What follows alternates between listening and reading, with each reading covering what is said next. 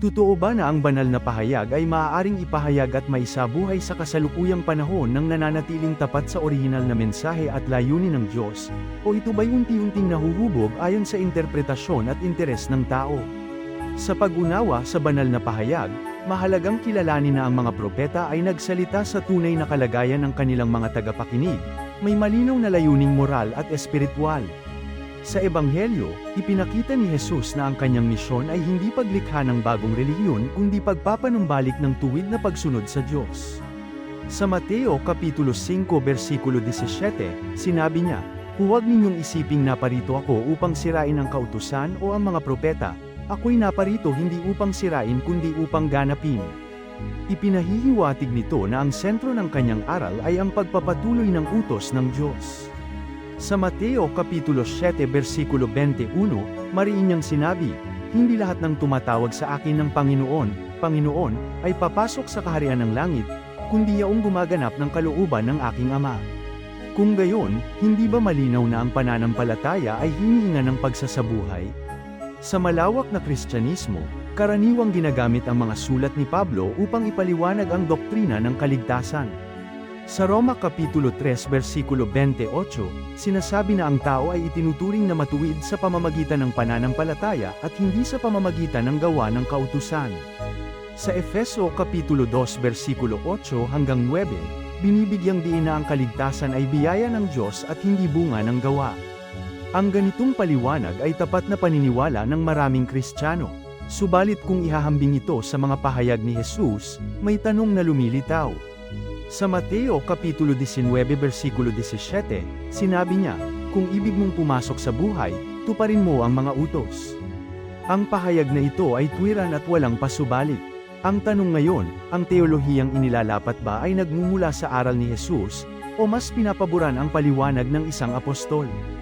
Hindi layunin ng pagsusuring ito na Sir si Pablo, kundi ituwid ang labis na pagbibigay diin sa kanyang mga sulat na tila nagiging pamantayan na higit pa sa mga ebanghelyo.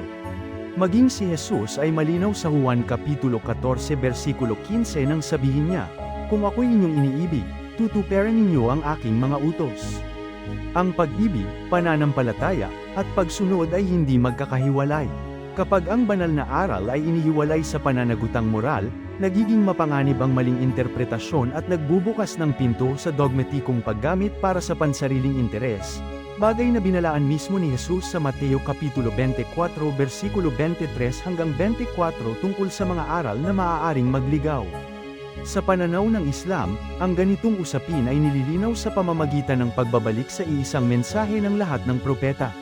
Sa Surah Al-Baqarah, ipinahahayag na ang mga mananampalataya ay sumasampalataya sa Diyos at sa lahat ng kanyang mga sugo ng walang pagtatangi. Ipinahihiwatig nito na ang aral ni Jesus ay hindi hiwalay sa aral ni Moises at ng iba pang propeta. Sa Surah Al-Maidah, binabanggit na si Jesus ay ipinadala na may patnubay at liwanag at nagpapatibay sa naunang kautusan. Ang kanyang mensahe, ayon sa Quran, ay panawagan sa pagsamba sa Diyos at sa matuwid na pamumuhay. Mahalaga ring banggitin ang tanong tungkol sa kalikasan ng Diyos. Sa Marcos Kapitulo 12 versikulo 29, sinabi ni Jesus, "Ang Panginoon nating Diyos ay iisang Panginoon." Ang pahayag na ito ay ganap na umaayon sa Surah Al-Ikhlas na nagsasaad, "Sabihin mo, siya ang Diyos na isa, at wala siyang katulad." Kung malinaw ang ganitong pahayag, hindi ba't nararapat na ang pananampalataya ay manatili sa ganap na kaisahan ng Diyos? Kung tatanungin kung ang aplikasyon ng banal na aral sa kasalukuyan ay makabuluhan at makatarungan, dapat itong magbunga ng katarungan at malasakit. Sa Surah Al-Maun, ipinapakita na walang saysay ang pagsamba kung ito'y hiwalay sa malasakit sa kapwa. Ito rin ang diwang itinuro ni Jesus nang kanyang idiin ang awa at kabutihan kaysa panlabas na kabanalan. Sa huli, ang pangunahing tanong ay nananatili, paano maipapahayag at maisasabuhay ang banal na aral nang hindi ito nababaluktot?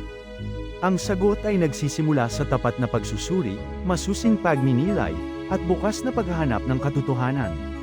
Inaanyayahan ng bawat manunood at tagapakinig na pakinggan at pagnilayan ang presentasyong ito bilang bahagi ng mas malawak na paghahanap ng katotohanan, kung saan ang pananampalataya ay hindi kasangkapan ng dogma, kundi gabay tungo sa tunay na pagsunod sa Diyos at makatarungang pamumuhay.